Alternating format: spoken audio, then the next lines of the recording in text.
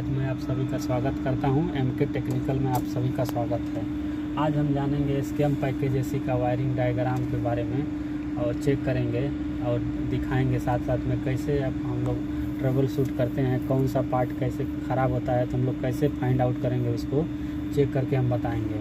और कुछ भी है जैसे ट्रांसफार्मर है, चाहे टाइम डिले है, चाहे यूवीएम है, ये सब का काम क्या रहता है और कैसे कार्य करते हैं लोग, उसके बारे में भी बताते हैं। ओके दोस्तों, तो हम लोग वीडियो को स्टार्ट करते हैं। फर्स्ट देखिए हमारा मेन कंट्रोल है, जो मेन टर्मिनल है। ये मेन टर्मिनल से हम लोग 3 फेज सबके हर एक कॉन्टेक्टर को दे दिया गया है। जैसे कि ये ब्लोअर कॉन्टेक्टर है, एक कंडेंसर मोटर का है, ये भी कंडेंसर मोटर है, और एक कंप्रेसर 2 है और एक कंप्रेसर 1 का है। उसके बाद ये सब हमारा यूवीएम है और ये टाइम डिले है, और ये कंट्रोल रिले 1 है, कंट्रोल रिले 2 है और कंट्रोल रिले 3 है। यहाँ पे आते हैं तो ये हमारा फ्यूज है, फ्यूज 1 है और फ्यूज 2 है, और ये स्विच है, ऑन ऑफ स्विच है, जिसमें सोलेनॉइड ऑन के लिए और कंट्रोल के लिए भी स्विच का ऑन करते हैं। तो ओके दोस्तों, तो हम लोग वीडियो को स्टार्ट करते हैं। फर्स्ट हमारा L1 से एक फेस लिया है, वो सीधा लेकर आया फेस एक कंट्रोल फ्यूज 1 में लेकर आता है। अब हम फ्यूज को चेक करते हैं। मान लीजिए हमारा सिस्टम हमको कंप्लेन मिलता है कि हमारा एसी नॉट वर्किंग का है, नॉट वर्किंग है, तो हम लोग फर्स्ट देखेंगे कि हमारा क्या काम नहीं कर रहा है। तो इसके लिए हम लोग फर्स्ट चेक करते हैं, फ्यूज को आके फर्स्ट चेक करेंगे। तो फ्यूज को चेक कर लेते हैं, कहीं से भी न्यूट्रल लेके फ्यूज को इन में चेक करेंगे पावर मिल रहा है कि नहीं। इन में पावर मिल रहा है तो इसका आउट में भी पावर मिलना चाहिए। अगर आउट में पावर मिल रहा है तो फ्यूज हमारा सही है। तो इसका जो आउटपुट पावर है, ये आउटपुट किधर जाता है, तो ये सीधा जाएगा। देखो इसमें 3 जगह में जाता है। एक इसमें जाता है 3 जगह में जाएगा, जिसमें एक जाता है दो केबल है जो दिख रहा है, 1 नंबर केबल, ये जाएगा सीधा क्रैंक केस हीटर में जाता है। जो कंप्रेसर Y1 और Y2 के जो 2 कंप्रेसर हैं उसमें क्रैंक केस हीटर के लिए जाता है। और एक A नंबर जो केबल है, 1 नंबर, ये जाता है उसमें एंटी फ्रीजर के लिए। एंटी फ्रीजर का देखिए, एंटी फ्रीजर अभी इंडोर कॉइल पे है इसलिए नहीं दिखा पा रहे हैं, लेकिन उसका कार्य रहता है कि कभी इन केस कभी सिस्टम में बेल्ट टूट गया है और हमारा कंप्रेसर वर्किंग कर रहा है, उसी कंडीशन में क्या होता है, इवेपोरेटर में आइस हो जाएगा और कंप्रेसर जाने का चांस रहता है, कंप्रेसर में लिक्विड आके कंप्रेसर जलने का चांस रहता है। इसीलिए वो हम लोग एंटी फ्रीजर लगाते हैं, ताकि कंप्रेसर जैसे उसमें आइस बनेगा, एंटी फ्रीजर में जाएगा, बाद में हमारा कंप्रेसर बंद हो जाएगा। तो इसलिए इस डिवाइस का काम सेफ्टी के लिए करते हैं। ओके, उसके बाद जो इसमें फ्यूज से आउटपुट होता है, एक तीसरा जो केबल है, 2 केबल ऑलरेडी मैं बताया है, एक क्रैंक केस हीटर के लिए और दूसरा एंटी फ्रीजर के लिए। एक तीसरा केबल है वो सीधा जाता है ट्रांसफार्मर का इन पावर है। अब ये ट्रांसफार्मर जो हमारा है स्टेप डाउन ट्रांसफार्मर है, इसमें हम 220 वोल्ट 250 वोल्ट देंगे तो हमको 24 वोल्ट देगा, आउटपुट करेगा ये हमको, ठीक है। तो जिसमें हम इसको पहले हम चेक कर लेंगे इसमें पावर आ रहा है कि नहीं आ रहा है। इसमें देखिए इसमें पावर आ रहा है, तो इसका मतलब इसका इन में पावर है। अब इसको आउटपुट देख लेंगे 24 वोल्ट मिलता है कि नहीं।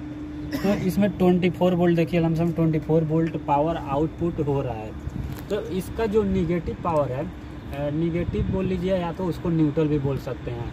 तो इसका निगेटिव पावर है, जैसे कि हमारा कॉन्टेक्टर का A2 में, कंडेंसर मोटर का A2 में, सबके मतलब जहाँ पे भी उसको टाइम डिले है, कुछ भी, सबको एक दूसरे से निगेटिव पावर लूपिंग करके ऑलरेडी वो सबको सीरीज में दे दिया है। अब हम लोग इसका समझते हैं जो पॉजिटिव पावर है, जिसको हम लोग फेस बोल सकते हैं, पॉजिटिव पावर भी बोल सकते हैं। तो ये जो 2 नंबर केबल है यहाँ से सीधा निकलता है, तो ये आता है सीधा कंट्रोल फ्यूज 2 में आएगा। ये है कंट्रोल फ्यूज 2। अब कंट्रोल फ्यूज 2 को भी सेम जिस तरह हम लोग कंट्रोल फ्यूज 1 को चेक किए थे, उसी तरह इसको भी चेक कर लेंगे न्यूट्रल लेके। इसमें भी पावर इन हो रहा है कि नहीं। अगर पावर इन है तो ठीक है, फिर इसमें आउट मिल रहा है तो कहानी के फ्यूज हमारा सही है। अब ये फ्यूज का आउटपुट हमको जो मिलता है वो सीधा जाता है हमारा यूवीएम में, ये यूवीएम में आएगा। अभी ये यूवीएम थोड़ा ख़राब है, और यूवीएम हम लोग क्यों लगाते हैं उसके बारे में हम थोड़ा बताते हैं आपको। यूवीएम का देखिए काम ये रहता है कि कभी हमारा इसमें जो कंप्रेसर है, कंडेंसर मोटर है, ये ब्लोअर मोटर है, सब 3 फेस के हैं। तो इन केस कभी हो जाता है 2 फेस हो जाता है, सिंगल फेस भी हो जाता है। तो उस कंडीशन में क्या होता है कि हमारा जो कंप्रेसर है, चाहे मोटर है, कुछ भी जलने का चांस रहता है। इसीलिए फर्स्ट कंट्रोल हम इसको देते हैं, ताकि ये चेक करता रहता है कि हमेशा इसमें 3 फेस है तो हमको आउटपुट देगा। अगर 3 फेस नहीं आ रहा है तो आउटपुट नहीं देगा और हमारा सिस्टम सेफ बच जाएगा। तो यूवीएम का काम हो रहता है। तो यूवीएम से जो आउटपुट होता है, यूवीएम का आउटपुट वो सीधा जाएगा आरसी। एक यहाँ से निकलता है, 2 केबल लूपिंग करके निकलता है। एक तो जाता है थर्मोस्टेट के लिए जाएगा, जो थर्मोस्टेट का पावर ऑन करेगा। जैसे यहाँ पे देखिए आरसी है, आर है और सी है, आरसी। ये सीधा जाएगा थर्मोस्टेट को ऑन करेगा। और दूसरा पावर जो निकलता है यहाँ से, वो सीधा जाता है कंट्रोल रिले 3 में। जो यहाँ से दूसरा पावर निकलता है, ये है कंट्रोल रिले 3। इसका आके ये कॉइल बोल्ट पकड़ता है, कंट्रोल रिले 3 का। कंट्रोल रिले 3 का कॉइल बोल्ट पकड़ता है। बाद में क्या करता है, जब ये कंट्रोल रिले 3 का कॉइल बोल्ट पकड़ा तो यहाँ से एक पावर हमको मिलता है। ये जो 9 नंबर केबल है, ये देखिए 9 नंबर केबल है। ये पावर जो यूवीएम से निकला था वो यहाँ पे आया, बाद में इसका पावर हमको वापस मिलता है। ये सीधा जाएगा कंट्रोल स्विच 1 में। यहाँ पे कंट्रोल स्विच 1 है, इसमें 9 नंबर केबल इन होता है। और हम इसको ऑन रखेंगे तो हमको 10 नंबर केबल से आउटपुट करेगा। ये 10 नंबर केबल सीधा जाके रुकता है यहाँ पे कंट्रोल रिले 1 में।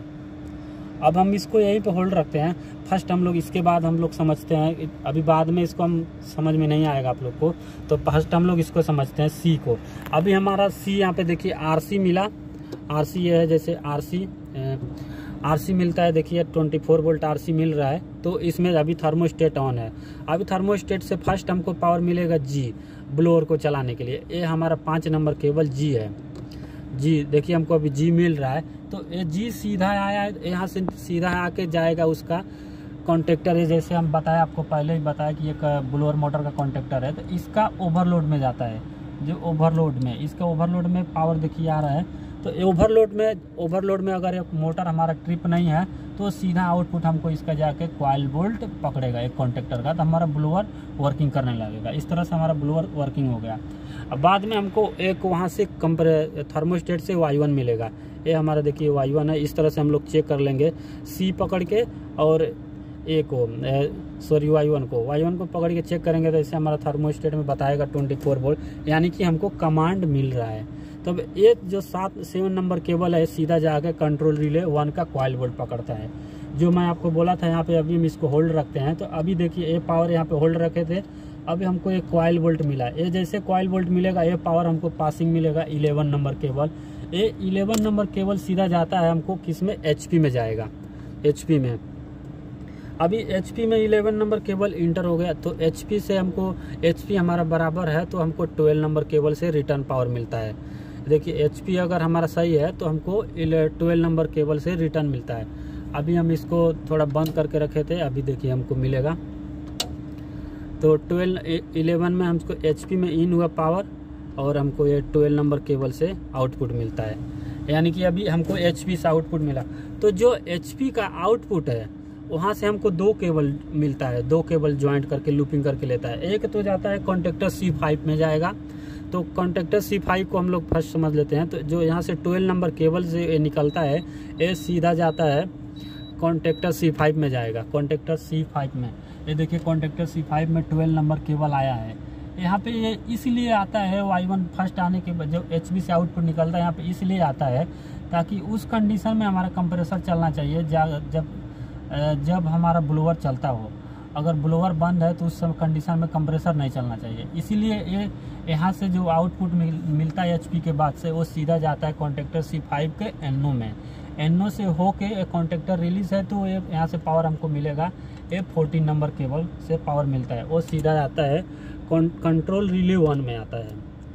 अब ये कंट्रोल रिले 1 ऑलरेडी पहले से कनेक्टेड है, तो ये पावर हमको रिटर्न मिलेगा सीधा 15 नंबर केबल से, और ये सीधा जाके उसका स्विच में आता है। देखिए यहाँ पे S1 स्विच है ना, जो यहाँ से पासिंग करंट मिला, ये S1 स्विच में आता है 15 नंबर केबल। और बाद में इसका हम लोग ऑन रखेंगे, यहाँ से हम ऑन रखते हैं तो ये सीधा जाएगा सोलेनॉइड वाल को ऑन करता है। यहाँ पे देखिए सोलेनॉइड को वाल का केबल है, सोलेनॉइड वाल अंदर है, नहीं तो मैं आपको दिखाता। तो सोलेनॉइड वाल को ऑन करेगा इस तरह से। ओके दोस्तों, जो HP के आउटपुट से जो दूसरा केबल था, वो HP के आउटपुट से जो निकला था हमको 13 नंबर केबल, 12 नंबर HP का आउटपुट है, वहाँ से हम लोग लिए 13 नंबर केबल HP का, वो सीधा जाता है सोलेनॉइड टाइम डिले के लिए जाता है। 13 नंबर केबल सीधा निकल के यहाँ पे टाइम डिले आएगा। यहाँ पे देखिए अभी हम टाइम डिले का कॉइल बोल्ट हम बता रहे हैं आपको। दिखा रहे हैं टाइम डिले का। तो देखिए टाइम डिले के लिए भी अभी कॉइल बोल्ट इसका आ गया है। अब ये टाइम डिले का काउंटिंग शुरू है। अभी हम इसका टाइम डिले के जो कॉमन पॉइंट है, कॉमन में हम देखेंगे पावर है कि नहीं है।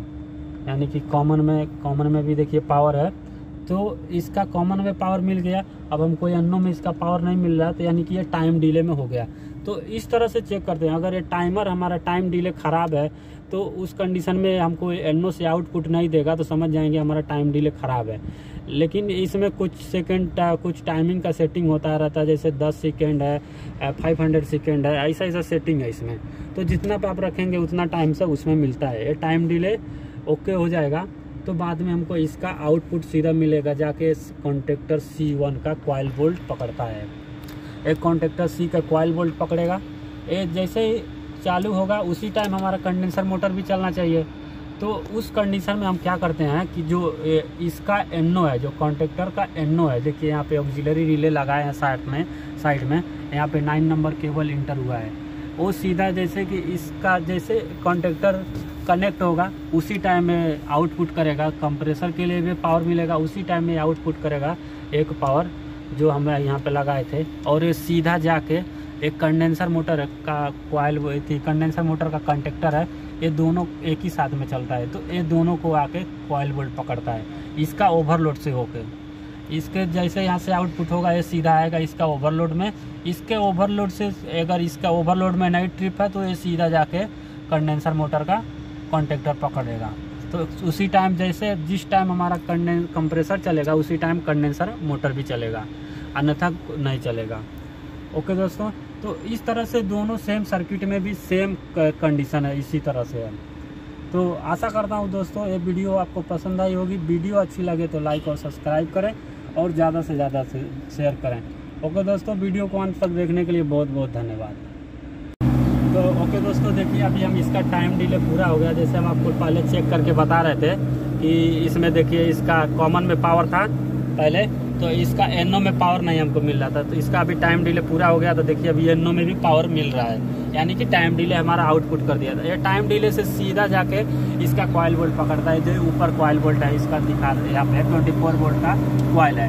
जब इसका कॉइल बोल्ट जैसे पकड़ा है उसी टाइम से देखिए हमको यहाँ से एक 9 नंबर केबल था, वो सीधा निकल के इसमें से जाके इसका कंडेंसर मोटर का ओवरलोड से होके कंडेंसर मोटर का कॉइल बोल्ट पकड़ता है और दोनों साथ में चलने लगता है।